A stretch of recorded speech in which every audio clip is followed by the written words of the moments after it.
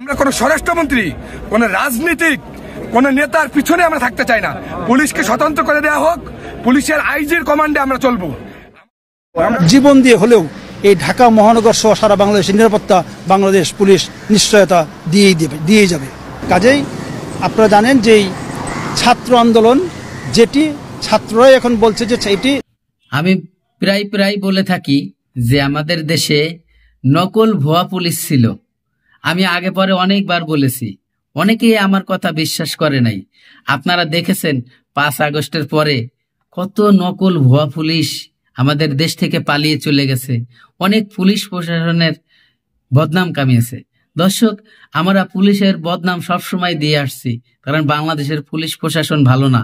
এই বাংলাদেশের পুলিশ প্রশাসনের মধ্যে অনেক পুলিশ ভাইয়েরা রয়েছে যারা দেশের জন্য এখনো কাজ করে, যারা এই সাধারণ জনগণের জন্য এখনো কাজ করে।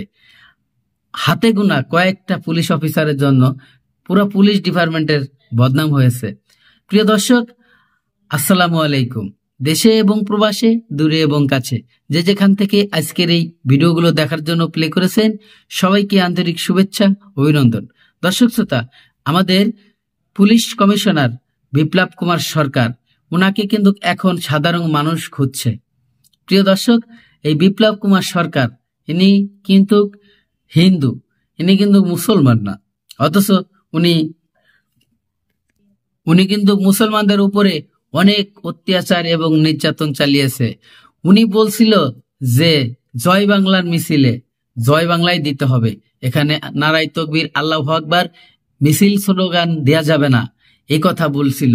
আজকে ওনাকে মানুষ খুঁজছে, এই সাধারণ জনগণ ওনাকে খুঁজছে, এই 20 কোটি লোকে ওনাকে খুঁজছে যে আমাদের দেশে নারায়ে তাকবীর বলে, আল্লাহু আকবার বলে স্লোগান দেয়া যাবে না, দিতে হবে জয় বাংলা বলে।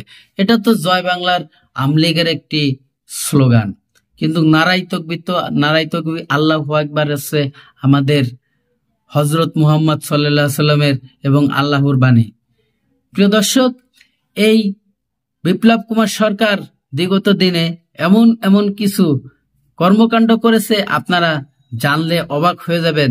হয়তো আপনারা অনেকেই জানেন না, কারণ একজন police commissioner, police DMD commissioner, এরা কি করতেছে সাধারণ মানুষ কিন্তু এদের এই কর্মকাণ্ডগুলো জানতে চায় না, জানার প্রয়োজন মনে হয় না।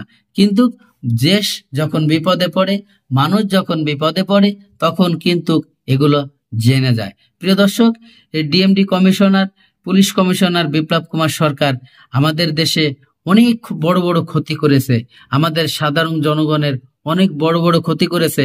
আপনারা বিভিন্ন ভিডিওতে দেখেছেন এবং বিভিন্ন কল রেকর্ড ফাঁস হয়েছিল। প্রিয় দর্শক, এই বিপ্লব কুমার সরকার কিন্তু এখন বাংলাদেশে নেই, ওনার বাংলাদেশে থাকা উচিত ছিল।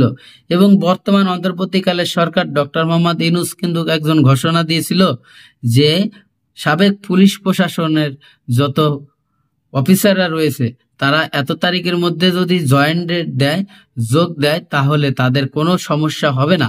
কিন্তু হাতে গোনা কয়েকটা অফিসার যারা দেশে জনগণকে ভয় পায়, যারা জীবন ভরে অন্যায় অপরাধ চুরি চামারি করেছে, তারাই কিন্তু দেশ থেকে পালিয়ে চলে গেছে। প্রিয় দর্শক, আমি বেশি কথা বাড়াবো না, চলে যাব সেই গুরুত্বপূর্ণ ভিডিওতে যাওয়ার আগে ছোট্ট করে একটি রিকোয়েস্ট করব, আপনি যদি আমার চ্যানেলে নতুন বন্ধু হয়ে থাকেন, ভালো লাগলে চ্যানেলটিকে সাবস্ক্রাইব করে ভিডিওগুলো লাইক, কমেন্ট, শেয়ার করে দেবেন। চলুন আমরা সেই ভিডিওগুলো দেখে আসি। আমরা জীবন দিয়ে হলেও এই ঢাকা মহানগর সহ সারা বাংলাদেশের নিরাপত্তা বাংলাদেশ পুলিশ নিশ্চয়তা দিয়েই যাবে।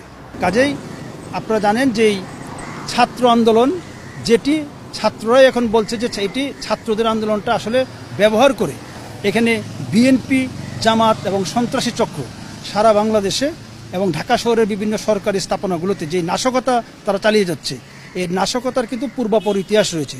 2013, 14, 15 এবং 2018 এই যে ধারাবাহিকভাবে যে নাশকতা, এই এখন কিন্তু এই ছাত্র আন্দোলনকে ব্যবহার করে তারা কিন্তু তাদের অসৎ উদ্দেশ্য চরিতার্থ করার জন্য, সরকারকে ডিস্টেবিলাইজ করার জন্য, সরকার পতনের জন্য এই নৃশংস পন্থা যে যারা অবলম্বন করছে, ঢাকা মেট্রোপলিটন পুলিশ অত্যন্ত শক্তিশালী এবং পেশাদার একটি ইউনিট।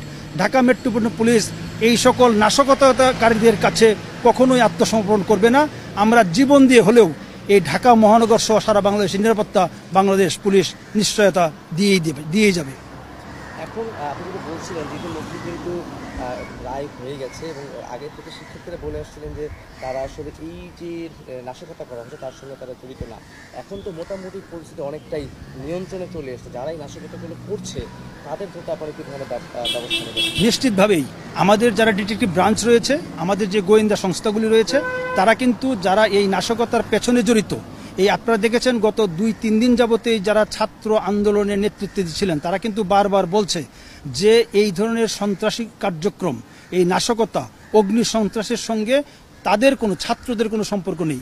একটি তৃতীয় পক্ষ, এখানে তৃতীয় পক্ষ আমি স্পষ্ট বলতে চাই, এখানে বিএনপি এবং জামাত তারা তাদের সমস্ত সন্ত্রাসীদের লেলিয়ে দিয়ে এখানে ব্যাপক পয়সা বিনিয়োগ করে, টাকা বিনিয়োগ করে তারা কিন্তু এই রাষ্ট্র এবং সরকারকে ক্ষতিগ্রস্ত করার জন্য, উৎখাত করার জন্য তারা কাজ করছে। কাজেই তাদেরকে ধরার জন্য, তাদেরকে আইনের আওতায় আনার জন্য যত ধরনের ব্যবস্থা গ্রহণ করা প্রয়োজন আমরা সর্বোচ্চ ব্যবস্থা গ্রহণ করেছি এবং করব। এবং আমি আবারও বলছি যে মাননীয় স্বরাষ্ট্রমন্ত্রী মহোদয় বলেছেন, আমাদের অভিভাবক আইজিপি স্যার বলেছেন, আইনের সর্বোচ্চ ব্যবহার। আমি বুঝে নেবেন এই শব্দটি, এই বাক্যটির মধ্য দিয়ে আমরা কি বোঝাতে চাচ্ছি। আইনের সর্বোচ্চ ব্যবহার করতে আমরা কিন্তু পিছপা হব না। আমরা যখন যেখানে যা প্রয়োজন আমরা সেই ব্যবস্থা গ্রহণ করব। কোনো উপায়ে এই বাংলাদেশকে, বঙ্গবন্ধুর বাংলাদেশকে কোনোভাবেই এই বিএনপি জামাতের হাতে, এই নৃশংসতাকারীদের হাতে, নাশকতাকারীদের হাতে ছেড়ে দেওয়া যায় না। আমার যে পুলিশ ভাইদেরকে তারা নির্মমভাবে হত্যা করেছে, এই হত্যাকারীদের বিরুদ্ধে আইনগত প্রতিশোধ আমরা অবশ্যই গ্রহণ করব।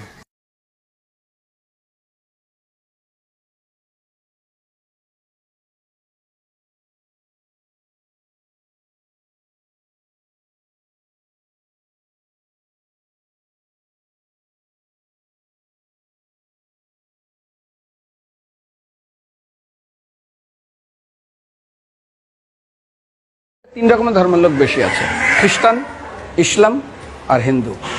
100 জন খ্রিস্টানকে যদি একই প্রশ্ন করে তোদের ভগবানকে, একবারই বলবে আমাদের ভগবান ঈশ্বর মসিহ, যিশু খ্রাইস্ট।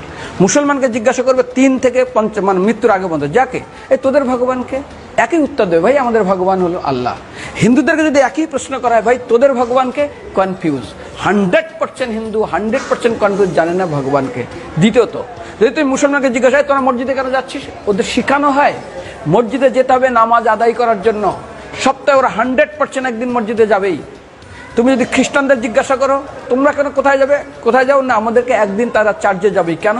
ঈশ্বরে প্রার্থনা করার জন্য। ওদের শেখানো হয় জন্মের থেকে, এটা সংস্কার। আর হিন্দুদের যদি জিজ্ঞাসা করে তোমরা মন্দিরে কেন যাচ্ছ, হ্যাঁ আমার ছেলের বিয়ে হচ্ছে না, আমার মেয়ের বাচ্চা হচ্ছে না, আমার বাবা হসপিটালে আছে, কালকের আমার মামলার ডেট আছে, আমার ব্যবসা খুব খারাপ, আমার শরীর খুব খারাপ। 99.99 হিন্দু জানে না মন্দিরে কেন আসা উচিত, তাদের ভগবানকে মৃত্যুর পরে কোথায় যাবে। মুসলমানকে জিজ্ঞাসা করবে মৃত্যুর পর কোথায় যাবে, বলবে ভাই নামাজ রোজা যদি না করি দোজকে যাব, অর্থাৎ নরকে যাব। যদি হিন্দুদেরকে জিজ্ঞাসা, ওদেরকে বলবে আর যদি করো নামাজ রোজা করি তাহলে বেহেশতে স্বর্গে যাব। যদি খ্রিস্টানদেরকে জিজ্ঞাসা করো, এই তোমরা যদি আমরা ঈশ্বর আরাধনা করি হেল অর্থাৎ নরকে যাব। যদি বলা হয় যদি করো ঈশ্বর আরাধনা তাহলে তোমরা হেভেন স্বর্গে যাব। আর হিন্দুদেরকে বলে যে তোমরা মরার পরেই 99% হিন্দু এটাই বলে, মিথ্যাই বলে, আমার বাবার সজ্ঞানে স্বর্গে গিয়ে বসেছে। তোর বাবাকে